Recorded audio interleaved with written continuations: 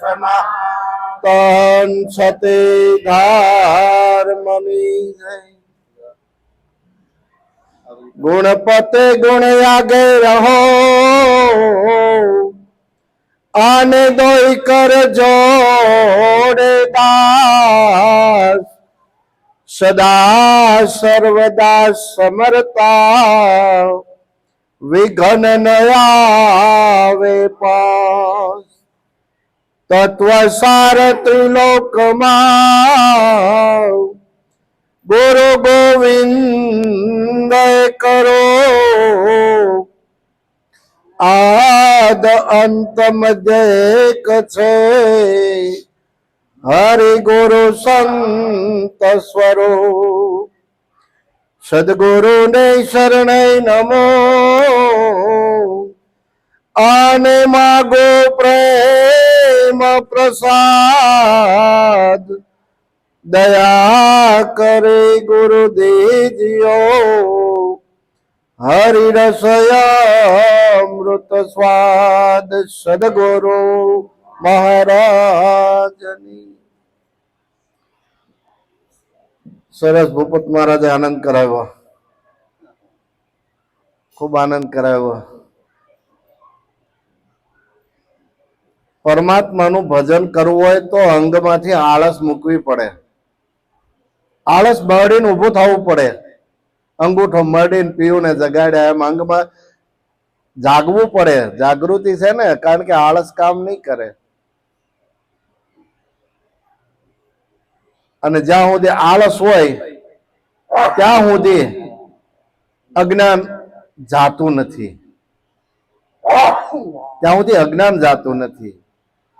અને ખરેખર આજ તો એવું અંદરથી કહેવાનો વિચાર થાય કે આપ તો બધા છે ને વચનને વરેલા પુરુષો છો. સમયને માન આપીને ટાઈમો ટાઈમ હાજરી આપો છો. સમયને માન આપીને ટાઈમો ટાઈમ હાજરી આપો છો. કારણ કે આપણે વચનને વરેલા હોઈએ ને આપણો ટાઈમ ભજનનો 9 વાગ્યાનો હોય તો આપણે 9 વાગે તો હાજર થઈ જ જાય છે ને બધા. એટલે એમાં થોડુંક આપણે બધાએ વિચારવાનું છે. 9 વાગ્યાનો ટાઈમ આપી છે, 9 વાગે કોઈ ન હોય તો 9 વાગે ભજન કેમ શરૂ થાય? વચનની કિંમત છે. અને વચન કોને કહેવાય? જો સમયને માન ટાઈમ આપ્યો, એ ટાઈમને માન આપી તો વચનને વરેલા કહેવાય.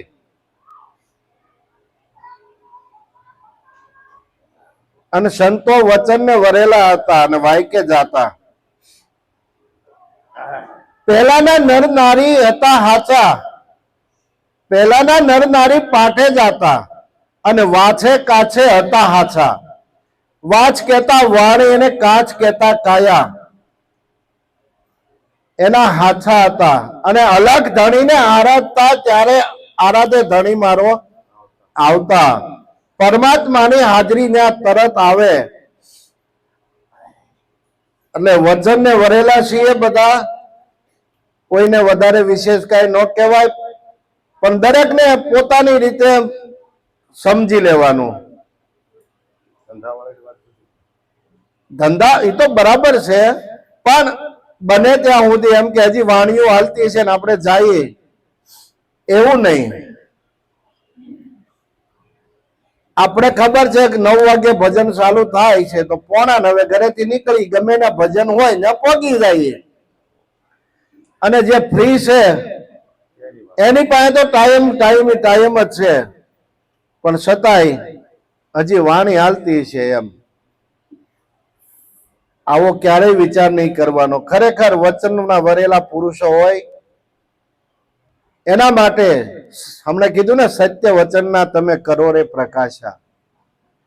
સત્યનો પ્રકાશ પડે. આ તો વચનનો પ્રકાશ છે. વચન વચન કી મેર હે વચને ભયો પ્રકાશ. ઈ વચન 14 લોકમાં રમે કોક વિરલાની પાસ.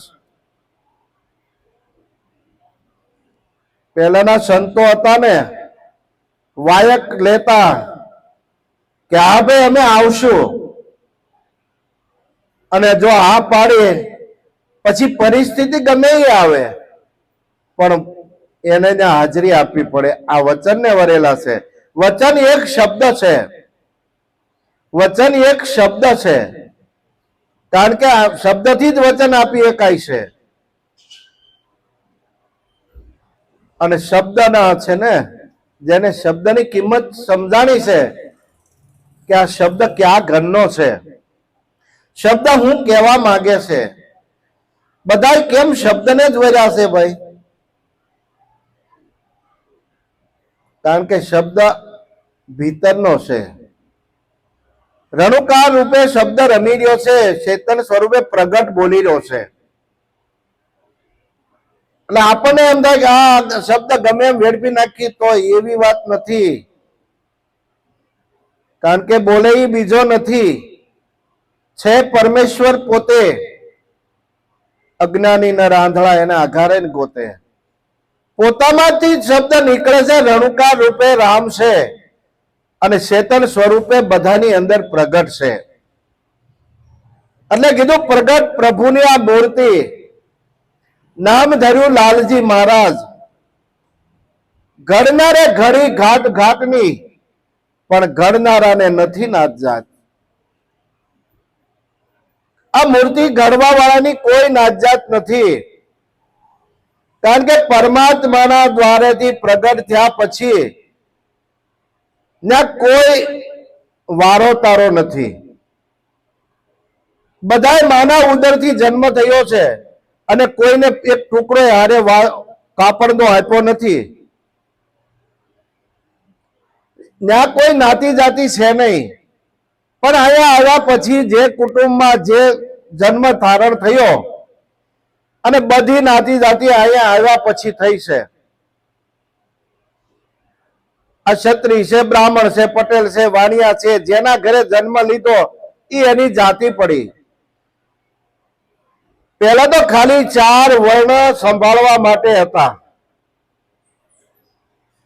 બ્રાહ્મણ, ક્ષત્રિય, વૈશ્ય અને શૂદ્ર. આ વ્યવસ્થા સંભાળવા માટે. બ્રાહ્મણને કામ હોતું તમારે વેદ ભણવો અને ભણાવવો. ક્ષત્રિયોને કામ હોતું તમારે આ બેન દીકરી છે ગાયોની રક્ષા કરવાની. વૈશ્યને એવું હતું તમારે ભરણ પોષણ કરવાનું. અને શૂદ્રને સેવા હોપી છે. આજે આપણને કળિયુગમાં આપણને એમ થાય કે આ શૂદ્ર છે, પણ મોટા સાહેબો થઈને બેસી ગયા છે. પણ અત્યારે કળિયુગમાં એનો વારો છે.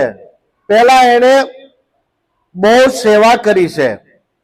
જેથી આ ટોયલેટની વ્યવસ્થા નહોતી, તેથી આપણે શહેરમાં ખબર છે સંડાસ હતા, નીચે ડબ્બા મૂકતા, ડબ્બા, અને માથે ઉપાડી ઉપાડીને નાખવા જતા. આજે કળિયુગમાં એનો વારો આવ્યો છે. ગમે એટલું ઊંચી કાસ્ટના હશે તો પટાવાળા હશે, અને શૂદ્ર હશે તો સાહેબ હશે. આ સમય છે. કારણ કે સતયુગ, દ્વાપર, ત્રેતા અને કળિયુગ. આ કળિયુગ છે, પણ સારામાં સારો અત્યારે આ યુગ છે. કળ કહેતા ચાવી થાય. અહીંથી ચાવી ગમે એ આપણે ગાડીમાં શરૂ કરીએ, સવાર થાય ત્યાં 500-700 કિલોમીટર વહી જાય. એક ચાવી કળ ફેરવે ને ત્યાં બ્લૂમ છે તો સીધું ક્યાંયનું ક્યાંય પોગી જાય. આ કળનો યુગ છે. સારામાં સારો યુગ છે. બીજા બધા યુગોમાં હજારો વર્ષ પૂજા કરતા, હજારો વર્ષ તપ કરતા, યજ્ઞો કરતા, પણ ભગવાનની પ્રાપ્તિ થતી નહીં. પણ પરમાત્માનો આ કળિયુગમાં જો પોતાની સુરતાને સાજ કરે તો તરત ભગવાન મળે. પણ સુરતા સાધ્ય રહેતી નથી. પણ છતાંય હાવ સહેલામ સહેલું કહી દીધું કે કલી કેવલ નામ આધારા, જપી જપી નર ઉતરે ભવ પારા. જો નામ સ્મરણ કરે ને તો પણ આ ભવસાગર તરી જાય, તો પણ આ ભવસાગર તરી જવાય એવું છે, કારણ કે આ કોઈ કઠિન વસ્તુ નથી. એના માટે આપણને જે રેણી આપી છે, આ રેણીથી રામ રીઝી જાય, પોતાનું મન માની જાય. જ્યાં સુધી પોતાનું મન નથી માનતું ત્યાં સુધી બધી ઉપાધિ છે.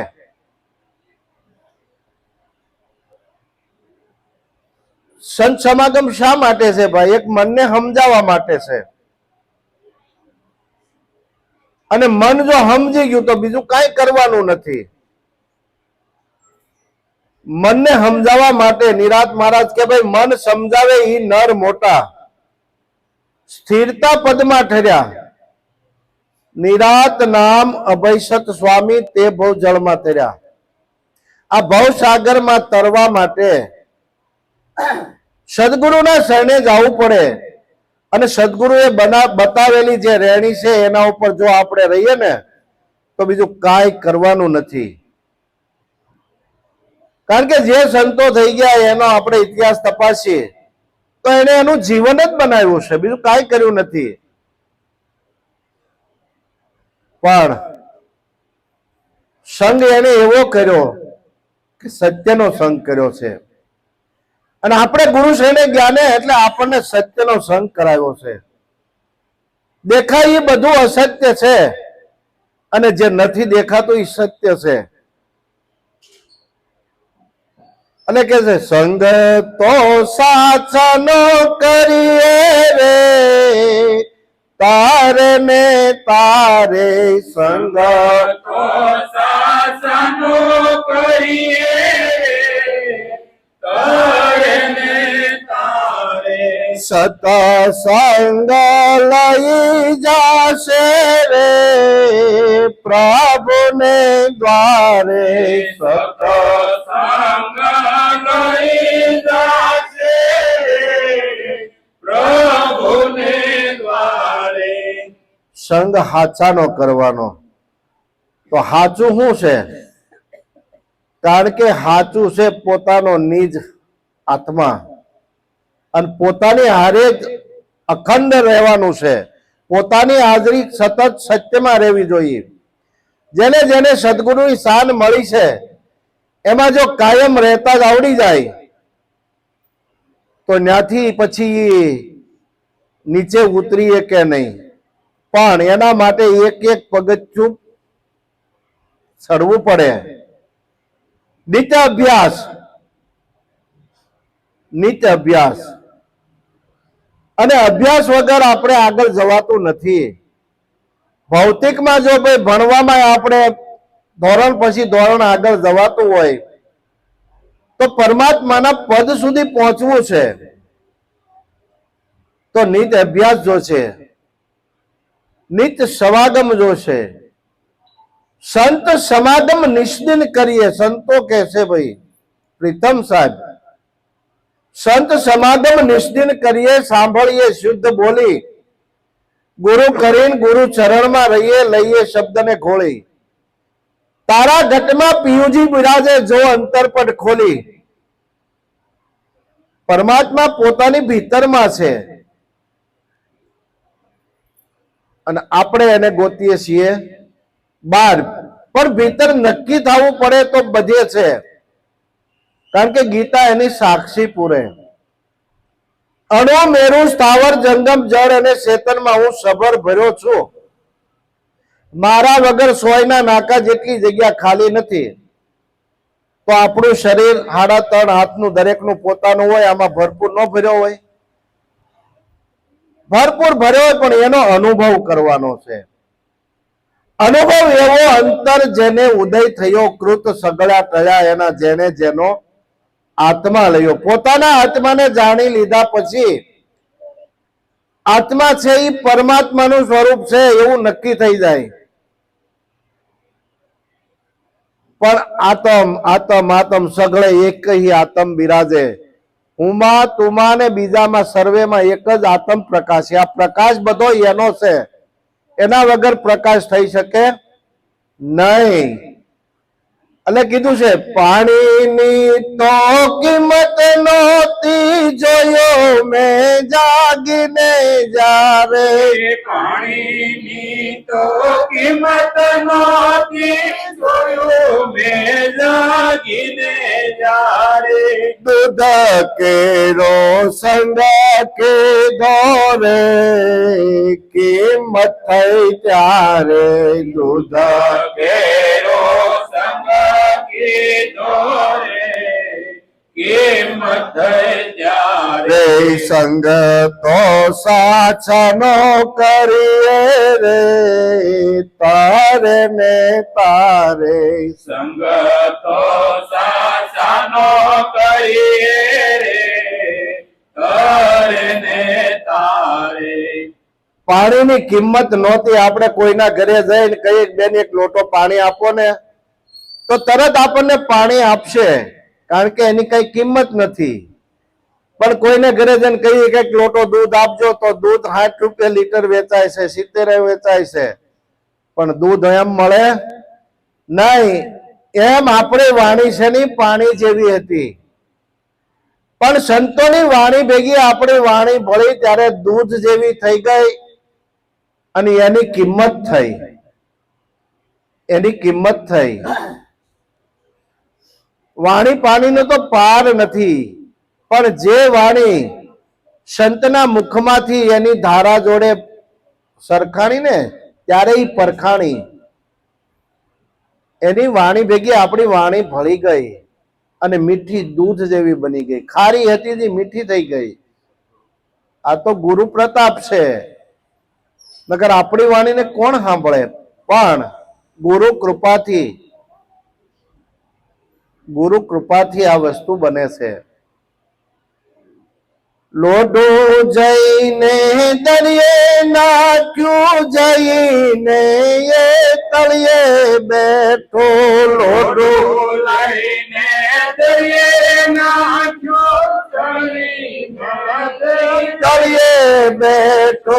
લાકડાનો સંગ કીધો રે તારે ને તારે લાકડાનો સંગ કીધો રે તારે ને તારે લોઢો આપણને બધાને ખબર છે, ખીલી હોય ને પાણીમાં નાખીને એટલે સીધી તળિયે જ બેહી જાય. એમ આપણું મન છે નહીં, લોઢા જેવું છે. પણ ઈ ખીલી છે એને જો લાકડાનો ટુકડો લઈને એમાં નાખી દે તો લાકડું તરે અને લોઢું તરે. ઈ લાકડું તરે ને લોઢું તરે. એમ આપણું મન લોઢા જેવું છે, પણ નિત્ય સમાગમ સત્સંગથી આ મન પણ સમજી જાય એવું છે. લોઢા જેવું મન છે ને, છતાંય ગુરુ જગતમાં 3 પ્રકારના છે. એક પાંદડા જેવા છે, એક લોઢા જેવા છે અને એક લાકડા જેવા છે. પાંદડા જેવા છે ને ઈ છે પાણીમાં તરે ખરા, પણ પવનનું ઝોકું આવે ને તો ઈ માથે પાણી પડી જાય એટલે એમ તળિયે ડૂબી જાય. એક લોઢા જેવા છે, ઈ પોતે ડૂબે અને બીજાને ડૂબાડે. અને એક લાકડા જેવા છે, ઈ પોતે તરે ને બીજાને તારે. 3 પ્રકારના ગુરુ છે, ઉત્તમ, મધ્યમ અને કનિષ્ઠ. આ 3 પ્રકારના ગુરુ છે. એટલે નિરાંત બાપુને કહેવું પડ્યું, ભાઈ નિરખી પરખીને ગુરુ કરવાઓ ભાઈ રે સદા, નિરખી પરખીને ગુરુ કરવા. તનનો કે મનનો પરસો નવ દેખો તો પગ સિદ્ધ ધરવા. કારણ કે આપણે આ દેહ છેલ્લા શ્વાસ સુધીને મૂકવાનો છે. એના તનનો એના મનનો બરાબર પારખ કરવાની અને પછી જ માથું ટેકાવવાનું.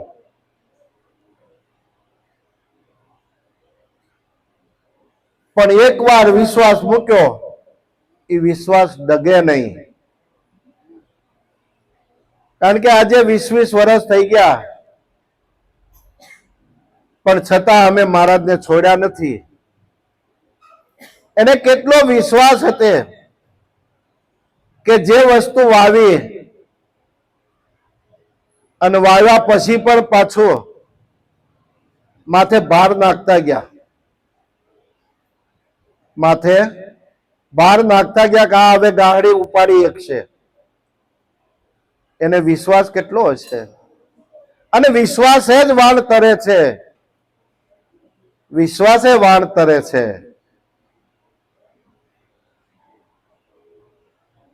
વિશ્વાસ વગર વાણ તરી શકતો નથી. પછી ભલે કાંઈ ન આવડે ને તોય કાંઈ નહીં, પણ વિશ્વાસ છે ને એ અડીખમ છે. વિશ્વાસ છે એ શિવ છે, અને શ્રદ્ધા છે એ શક્તિ છે. શ્રદ્ધા કદાચ ડગમગે, પણ વિશ્વાસ પૂર્ણ હોય ને તો પરમાત્માના પદ સુધી લઈ જાય. વાલ્મીકીની બિલ જાતી કોઈ નવ જાતું પાછે, વાલ્મીકીની બિલ જાતી કોઈ નવ જાતું પાસે, સાધુ કેરો સંગ કે દોરે રામાયણ વાસે. સાધુ કેરો સંગ કે દોરે રામાયણ વાસે, સંગ તો સાચાનો કરીએ રે તારે ને તારે.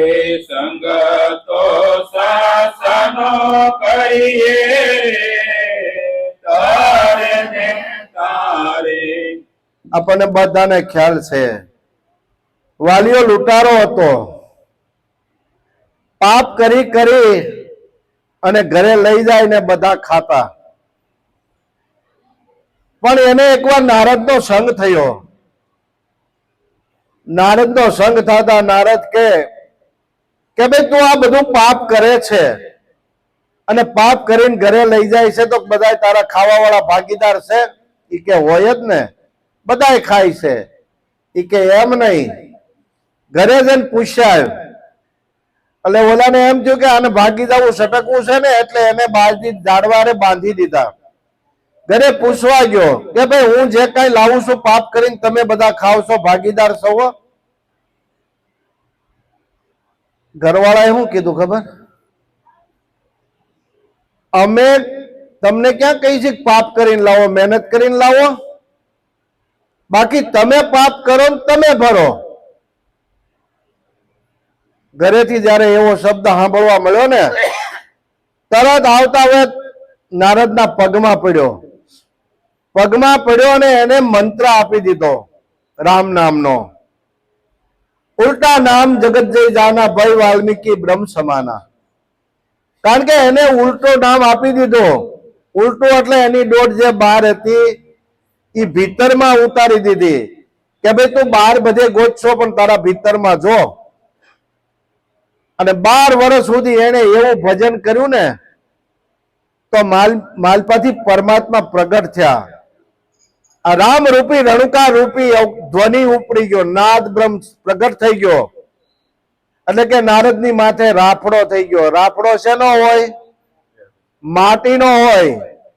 તો આ કાયા છે એ પણ માટીની છે, કારણ કે માટીમાંથી પાકેલું અનજળ જે છે ને એ આપણે ખાધું અને એમાંથી આવડી મોટી કાયા થઈ છે.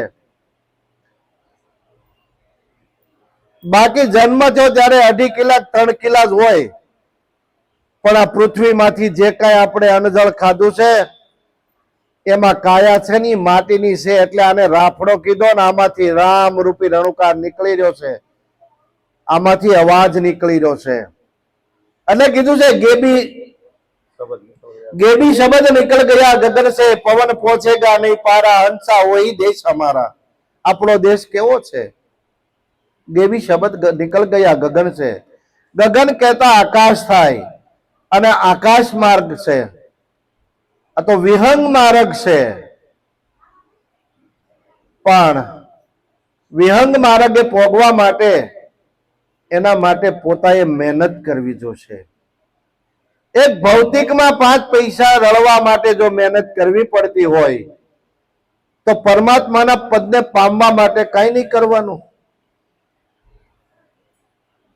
પરમાત્માના પદને પામવા માટે જેને જેને ગુરુ પાસેથી જે કાંઈ જ્ઞાન મળ્યું છે એનું મંથન કર્યું, નિધિધ્યાસન કર્યું છે, એમાંથી એને અનુભવ પ્રગટ થયો છે. અને અનુભવ પ્રગટ થાય ને પછી એ જગતથી ન્યારો રહેવા મળે. એને બહુ ગમે નહીં. એકાંત એને બહુ એમ લાગે કે ભાઈ કોઈક બોલાવે તો બોલવું, નકર જ્યાં બેહીને એને આનંદ થાય. એટલે ગંગામાને કેવું, ભાઈ એકાંતે બેસી અલખને આરાધે તો પ્રભુજી પધારે એને દ્વાર. પણ એકાંતે એટલે આપણે એમ સમજી લે ખૂણો પકડીને બેસી જાય એવું નથી. ઈશ્વર સભર ભર્યો છે, ઈશ્વર એક છે, ધર્મ એક છે, અને જે કાંઈ અલગ અલગ છે એ બધા સંપ્રદાયો છે, પંથો છે. એટલે સંતો કે ભાઈ પંથવાળાનો પાર નથી, દેશ નથી કાંઈ દૂર. જાણવા વાળાને કઈક પૂછશો તો ખુલાસો કરશે જરૂર. જે જાણતા હોય એને પૂછી તો આપણને ખબર પડે, ખુલાસો કરે. કારણ કે ઈશ્વર એક જ છે, બધાની અંદર સ્વર એક નીકળી રહ્યો છે, ધ્વનિ એક છે. પણ કોઈને કાન, કોઈને બેન, કોઈને છીન, કોઈને કોણ, એક એક અક્ષરનું જ્ઞાન છે બધાને. આ મનુષ્ય એકને જ 52 અક્ષરનું જ્ઞાન મળ્યું છે. અને 52 અક્ષરનું જ્ઞાન મળ્યું છે એ પરમાત્માની મોટી કૃપા છે કે મન અને બુદ્ધિ સ્વતંત્ર આપ્યા છે બે. કારણ કે વિચાર કરી શકે, નિર્ણય કરી શકે. બુદ્ધિ તો પશુ નહીં છે, પણ એને હાકળે બાંધ્યો હોય તો આકડીઓ કેમ નીકળે એની પાસે જ્ઞાન નથી. માણસ ગમે એવા શિપ્યામાં આવ્યો ને તો નીકળી જાય છે. આ તો આવી ગયો હોય તો એ શિપ્યામાંથી નીકળી જાય છે, કારણ કે એની પાસે 52 અક્ષરનું જ્ઞાન છે. અને 52 અક્ષરનું જ્ઞાન છે ને એ પરમાત્માની દેન છે. જેની પાસે મૂંગા હોય એને પૂછજો કેવી દશા હોય એની. એ અરજ કરતા હોય પણ આવી દશા આવે કેમ ખબર છે? જરૂર કરતા વધારે માલપાથી વેડફી નાખ્યું હોય. જો પરમાર્થ માટે કંઈક વાપર્યું હોય તો વાંધો નહીં, પણ સ્વાર્થમાં વયું ગયું હોય અને સ્વાર્થમાં વયું જાય ને એટલે આ જીવ દશા આવે, પછી છૂટવાની બારી મળતી નથી. એટલે કીધું છે શક્તિ મંડળ ના બાળક કે છે એવો જે સમજીને રહેશે. શક્તિ મંડળ ના બાળક કહેશે એવું રે કોઈ સમજીને રહેશે. ભવ સાગર તરી જાશે રે તારે ને તારે.